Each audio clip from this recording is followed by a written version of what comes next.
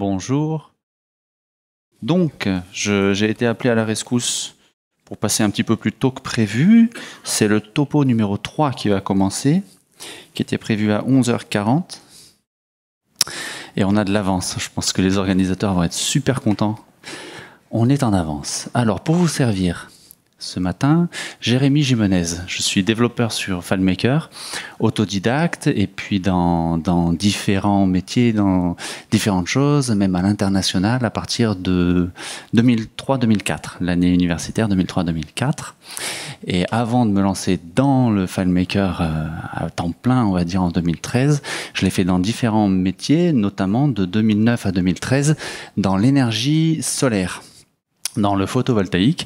Et c'est à cette époque-là que j'ai eu l'idée de mon nom de marque actuel, qui est Par Jupiter.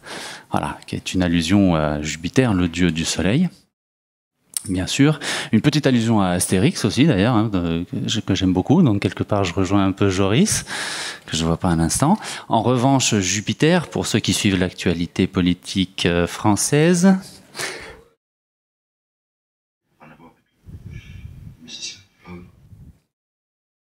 Ah, je reprends.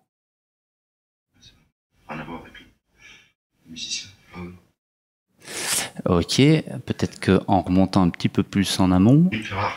Gérard Philippe. Rien à voir avec le musicien. D'accord, ok. Je vais le dire à sa place. C'est le moment où l'un des trois frères dit, ils se sont tous loupés sur le prénom de l'enfant, et il dit rien à voir avec le musicien. Donc c'est pareil, Jupiter, rien à voir avec le musicien très, très célèbre actuel, qui nous sert de président.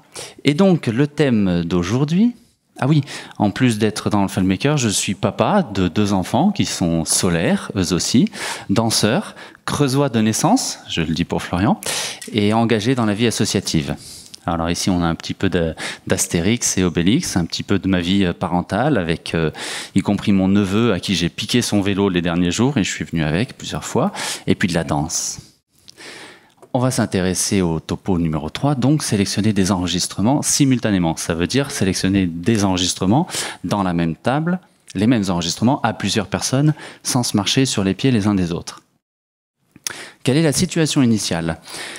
À chaque fois qu'on est dans cette situation, c'est qu'on a affaire à une opération de masse. On a fait une recherche parmi X enregistrements, on veut en sélectionner certains, mais pas d'autres, pour pouvoir lancer. Certaines fois, ça va être un export, ça va être un rangement d'enregistrement, ça va être un mailing, etc. Ce sera toujours une opération qui après portera sur X enregistrements. Donc en général, situation initiale, l'utilisateur il ouvre sa liste d'enregistrements qui vont être des factures, qui vont être des clients, etc. Il en coche certains, et puis tout à la fin, il veut appuyer sur son bouton en bas à droite et paf, lancer l'opération uniquement sur ce qu'il aura sélectionné, et pas sur le reste. Simplement, on va regarder plusieurs méthodes pour faire ça, et la méthode numéro 1, c'est la situation initiale. Ce que je vais faire, je vais ouvrir la même base de données sous 2 instances de FileMaker. Donc là, je suis en FileMaker 16, on voit bien, ouais. Ici, on voit que j'ai la version de l'application. Je vais ouvrir FileMaker 17, et puis je vais me connecter à distance, donc sur ce même fichier. Hop. Par contre, attention, est-ce que je me suis mis, parce qu'il faut bien que je me mette sous le bon prénom. Hop. Je vais me mettre en Alexandra. Voilà, le prénom était choisi depuis fort longtemps, quand j'ai compris que nous avions une collègue ici qui s'appelle Alexandra aussi. Voilà. Hop. En FileMaker 16. Et à côté, en FileMaker 17, je vais entrer en tant que Jean-Jacques.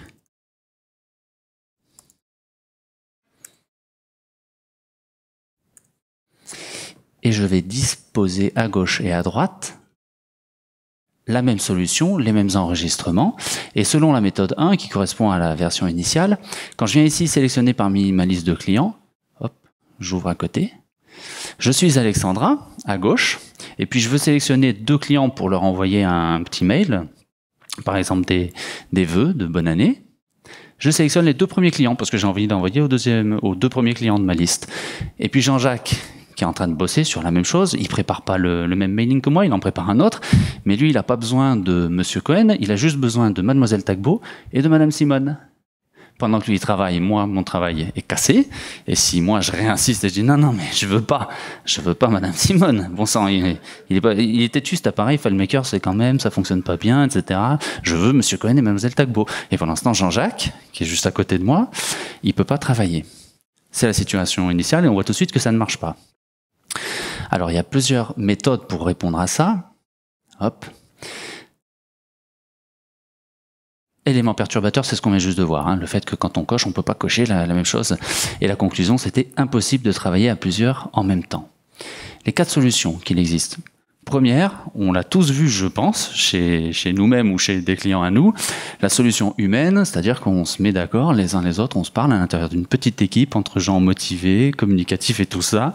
Je suis Alexandra, je commence à travailler, je dis à tout le monde, attention, je vais faire une sélection pour un mailing, que personne ne vienne me marcher sur les pieds.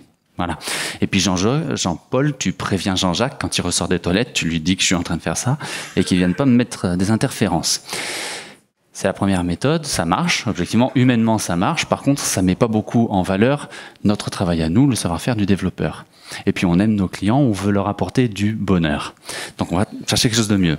Deuxième solution, que j'appellerais la solution soviétique, qui consiste, et ça aussi je l'ai vu chez des clients, à installer un verrou.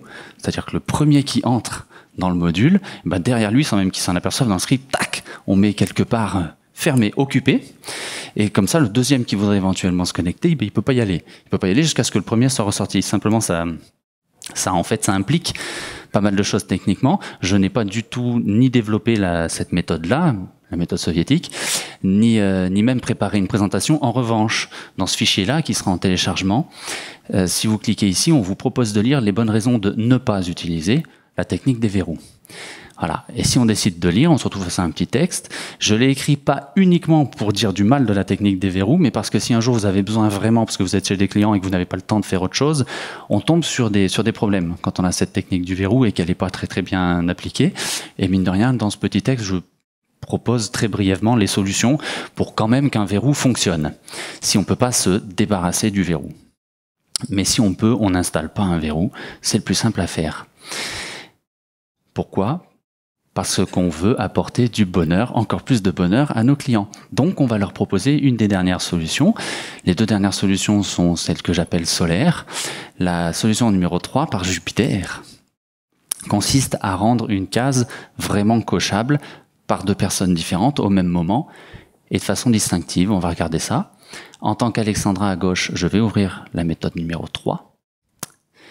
Et en tant que Jean-Jacques à droite, je vais aussi ouvrir la méthode numéro 3 et je vais constater que Alexandra coche et décoche ce qu'elle veut, en l'occurrence les 2 premiers, comme tout à l'heure. Elle veut Monsieur Cohen et Mademoiselle Tagbo. Et Jean-Jacques, pendant ce temps, lui, veut Mademoiselle Tagbo aussi, et Madame Simone, et chacun peut travailler. Donc à la fin, quand on aura le gros bouton « Envoyer le mailing », évidemment, on verra, on viendra chercher uniquement ceux qui sont cochés chez l'utilisateur en question. Je vous ai prévu, pour voir ce que cela donne, une petite vue détaillée. Ici, je me mets en détail. J'ai exactement les mêmes enregistrements. Hein. Simplement, je vois qu'est-ce que j'ai coché. Et je vois bien que, à gauche, en tant qu'Alexandra, j'ai coché la valeur Alexandra. Ce qui est fort pratique. Et qu'est-ce que j'ai à l'intérieur de ma rubrique ? Ici, c'est la même rubrique, mais vue sans case à cocher, sans liste de valeurs. Ici, j'ai Alexandra. Ici, j'ai Alexandra, retour chariot, Jean-Jacques. Et puis ici, j'ai rien du tout. Et si je regarde de l'autre côté, voilà. Je coche ou pas Jean-Jacques. Donc, premier enregistrement, j'ai Alexandra, donc ma case n'est pas cochée. Deuxième enregistrement, j'ai les 2 valeurs, donc ma case est cochée. Et dernier enregistrement, j'ai uniquement la valeur Jean-Jacques, donc ma case est cochée. Voilà. Ça, c'est la consistance de la technique numéro 3. La technique numéro 4, qu'on n'aura pas du tout le temps de développer aujourd'hui, et qui est une technique un peu plus approfondie, consiste à sélectionner des enregistrements sans les cocher, sans les modifier. Hop. Yes. Rendre une case cochable selon l'utilisateur. Comment est-ce qu'on a fait ça ? On va aller vite sur le côté textuel, voir, je vais laisser le côté textuel de côté. J'ai 4 slides que vous pourrez donc télécharger, des ingrédients, les rubriques, comment est-ce qu'elles sont fabriquées, le lien, comment est-ce qu'il est fait. Et puis en fait, je dois en avoir 5, puisque ça c'est la liste de valeurs, et là il y a le script. Okay. On ne va pas entrer dans le détail de tout ça. Je vais vous montrer brièvement à l'écran comment ça s'est fait. Ici, pour pouvoir avoir Alexandra d'un côté et Jean-Jacques de l'autre, j'ai une liste de valeurs. Cette liste de valeurs dépend d'une table qui s'appelle sélection. Hop, des tables, j'en ai pas beaucoup. Une s'appelle sélection. Et dans cette case, cette table sélection, j'ai une rubrique qui s'appelle sélection, dans laquelle je vais venir mettre en temps voulu le prénom de l'utilisateur qui s'est connecté. La table sur laquelle je travaille, c'est la table des clients qui est ici. La table de sélection, elle est juste à côté. Elle est reliée par, à gauche, une globale. À droite, évidemment, la seule et unique rubrique sélection, dans la table sélection. Cette G.global, je vais l'avoir renseignée dans la table des clients au moment où je suis entré dans le script, dans le module. Dans ma table des clients, j'ai un nom, naturellement. J'ai deux rubriques de sélection. La première, selected, c'est celle dans laquelle on mettait 1 ou 0 dans la technique qui marche pas. Celle où on se marche sur les pieds et on se fait des interférences les uns aux autres. C'était selected. Et puis selected user, c'est ma rubrique qui fonctionne. C'est celle dans laquelle je mets le prénom de l'utilisateur. Entre parenthèses, prénom de l'utilisateur, c'est une première étape. Parce qu'on verra après pour approfondir que plutôt que de mettre juste un prénom, on pourra mettre un identifiant de session, on pourra mettre des tas de choses un petit peu plus précises. Et puis mon G sélection, qui est donc une globale, qui me permet d'obtenir, si je viens chercher là-dedans une liste de valeurs, eh ben je vais pas avoir la même chose selon qui je suis, puisque je suis identifié par cette rubrique-là qui est à la source du lien. Hop.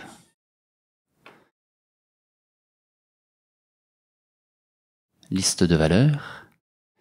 Dans un premier temps, la technique qui ne fonctionnait pas, ma liste de valeurs, elle me renvoyait 1, tout simplement. On a à peu près tous l'habitude de ça. C'est du booléen. Et dans un deuxième temps, on a fait une liste qui, par contre, elle fonctionne et qui va chercher dans sélection, vue depuis client. C'est-à-dire qu'on n'a pas oublié de cocher cette option en bas, qui permet de voir les enregistrements, enfin qui permet de voir la rubrique sélection dans les enregistrements de la table sélection, mais uniquement vue à partir de client. Et vue à partir de client, ça veut dire que je passe par ma rubrique source, qui est la rubrique source G sélection, dans laquelle j'ai collé mon prénom en même temps que je suis entré dans le module. Hop. Voilà ce qui permet tout simplement d'obtenir, je vais revenir à la vue simple, des cases cochables distinctivement par utilisateur. Est-ce qu'il y a des questions à ce stade? On va faire deux choses. D'abord, je vais vous présenter les limites de cette méthode, parce qu'elle a ses limites, ça ne permet pas de tout résoudre. Ensuite, on va penser à qu'est-ce qu'on pourrait faire pour aller plus loin dans la matière sélectionnée parmi une liste d'enregistrement. Et puis au final, si on nous reste un petit peu de temps, 5 minutes. Pouah, génial. Oui, il nous reste 5 minutes, alors on va commencer tout de suite par faire ce que je voulais faire un peu à la fin s'il nous reste du temps. On va créer un nouvel utilisateur et on va constater que ça marche. Tous ensemble. Donc je vais fermer la solution. Ok. D'accord. Je vais fermer la solution côté FileMaker 17, donc Jean-Jacques est parti, et puis j'accueille quelqu'un de nouveau dans l'entreprise, une nouvelle personne qui vient d'arriver, et je vais lui créer un compte. Donc tout simple comme on fait d'habitude dans la sécurité, rien de nouveau. Je vais choisir un prénom qui me plaît bien, récemment. Absatou. Rien à voir avec l'actualité politique. Voilà, à qui je vais donner full access comme à tout le monde. Pas de mot de passe. C'est beaucoup plus simple. Hop.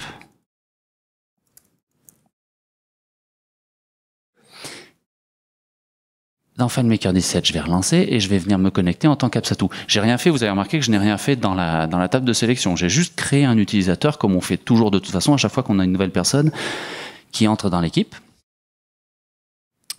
La nouvelle personne va entrer, on va lui dire, ben écoute, il suffit que tu mettes Absatou, on t'a pas mis de mot de passe, comme ça t'es pas embêté.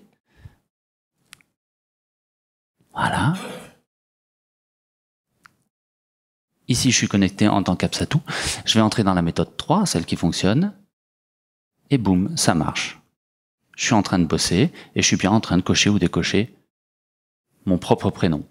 Ce qui est le plus simple. Une petite vue sur le script. Il y a le détail, hein, évidemment. Hop. Ici, dans le script, on a fait vraiment du basique, du très basique. Tout ce bloc-là, on est allé dans la table des sélections. On a cherché, y a-t-il une sélection qui s'appelle déjà un enregistrement qui comporte déjà le prénom Absatou. Non, il n'y en avait pas. On l'a créé, on a mis le prénom dedans. Juste après, dans la table des clients, on a mis à jour la rubrique qui nous permet de voir ça, la rubrique G-sélection, en mettant le même prénom. Et puis fini, on est entré dans le modèle et on avait notre case cochable. Distinctivement des collègues. En termes de questions, c'est bon ? Ah bah parce que Jean-Jacques, il n'avait pas coché, il n'avait pas décoché Mademoiselle Tagbo et Madame Simone. Si je me mets dans le détail, effectivement, alors c'est une limite, on va voir tout de suite parce que cette méthode a des limites, évidemment. Si je me mets sur l'enregistrement de Mademoiselle Tagbo, cet enregistrement a été sélectionné par Alexandra, par Jean-Jacques et par Absatou. Ce qui veut dire que si l'enregistrement est sélectionné par 50 personnes, il y a 50 personnes séparées par 49 retours chariot. Ce qui n'est pas viable informatiquement. Donc les limites de cette technique, on a avancé, hop. Limite de cette technique, il y en a deux que j'ai vues principales. D'abord, la notion d'ouverture des enregistrements. C'est-à-dire que quand je veux cocher un enregistrement pour le sélectionner, eh ben, il faut que cet enregistrement, non seulement que personne soit en train de le cocher, décocher si je suis dans une technique ancienne, mais même avec la technique qui marche, il faut que personne soit en train d'écrire dans cet enregistrement. C'est-à-dire que la cliente potentielle, Mademoiselle Tagbo, si quelqu'un est en train de la renseigner, d'écrire des commentaires sur elle ou que ce soit, je ne peux pas cocher, quoi qu'il arrive. Dans l'autre sens, moi, je dois penser à ne pas bloquer les enregistrements pour mes collègues. Ça, c'est assez simple à faire. La case à cocher, j'ai tout de suite un script un déclencheur de script qui vient valider l'enregistrement. Dès que je coche, dès que je décoche, ici, hop, l'enregistrement est tout de suite validé, donc je bloque pas pour les collègues. Mais il faut avoir pensé à mettre ce petit déclencheur sur la case à cocher. Voilà. Et puis, autre limite évidente, le stockage de données. Ça veut dire que mon enregistrement, au fur et à mesure, s'il a été sélectionné par 50 personnes différentes, bah, il y a 50 prénoms séparés. Il me reste 2 minutes. Je pense que c'est magnifique. On est en train d'arriver à la fin. Qu'est-ce qu'on pourrait faire de mieux, en plus de ces limites? Qu'est-ce qu'on pourrait faire de mieux en matière de sélection d'enregistrement dans une liste de cette façon-là? D'abord, on pourrait permettre à l'utilisateur de retrouver sa recherche récente. Pour l'instant, je ne l'ai pas fait. Mais bon, il suffirait quand on clique sur le bouton solution numéro 3, de faire une petite recherche et hop, on retrouverait tout de suite ce que la personne a fait. Ah non, j'ai pas ma loupe. Ok. Voilà. On pourrait permettre assez facilement à l'utilisateur de repartir de zéro. Et puis, on pourrait vouloir stocker les sélections précédentes, éventuellement leur donner un titre pour pouvoir naviguer entre les différentes sélections. Par exemple, je suis en train de préparer un mailing qui va partir au mois de décembre, mais ça n'empêche pas que j'ai peut-être un autre mailing qui va partir en janvier pour tel type de client et que je veux peut-être commencer déjà maintenant à préparer mon futur mailing. Et dans ce cas-là, il faut que j'ai une vraie gestion des différentes sélections. Et la bonne nouvelle, c'est que dans la 4e méthode par Bélénos, d'ailleurs Dieu du Soleil aussi, mais cette fois chez les Gaulois, cette méthode permettrait à la fois de dépasser les limites de la méthode numéro 3 et d'aller plus loin pour atteindre tous les objectifs qu'on a listés ici. Raison pour laquelle je vous dis la suite au prochain épisode. Y a-t-il à nouveau des questions ? 0. Je la vends pas, je vous la proposerai gratuitement, bien sûr. Exactement. C'est synthétique, mais c'est tout à fait ça. Si ça va pour vous, ça va pour moi. Merci.